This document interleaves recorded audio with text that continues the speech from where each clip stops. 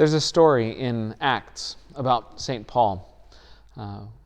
One day he was in the city of Troas, and he was invited over to this house for a big banquet before he was supposed to leave the next day.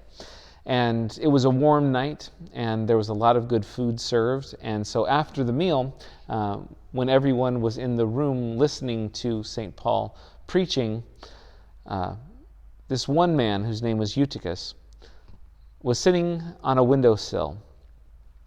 And because of the warm night and having just eaten and the late hour and St. Paul droning on and on and on, he actually preached until midnight at this point. This young man, Eutychus, falls asleep, and into such a deep sleep that he falls out of the window, which happens to be on the third story. He falls out of the window and he dies on the street below. St. Paul goes down and finds the young man on the street.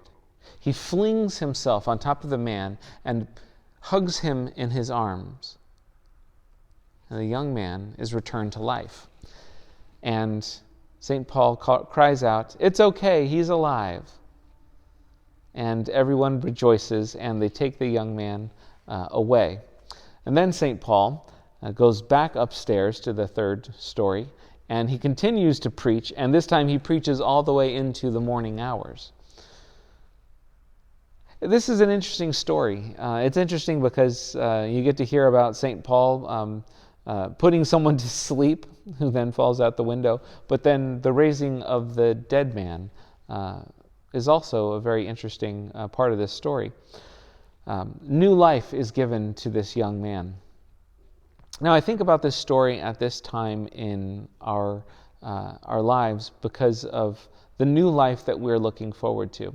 Sure, it's a story about Easter, but it's also a story about the way that one young man was affected personally and how everyone was able to witness the change going on.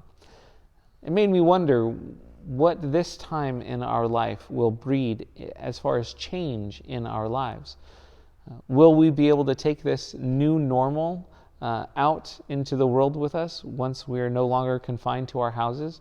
What's that going to do to us? What's that going to do to our church? Is it going to change the way that we've done ministry, change the way that we've affected people, and the way that we affect people?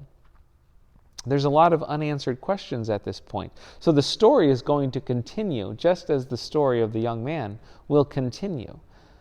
Of course, in that case, we don't hear what happens to Eutychus, but we will find out what happens with us, and we can be a part of that.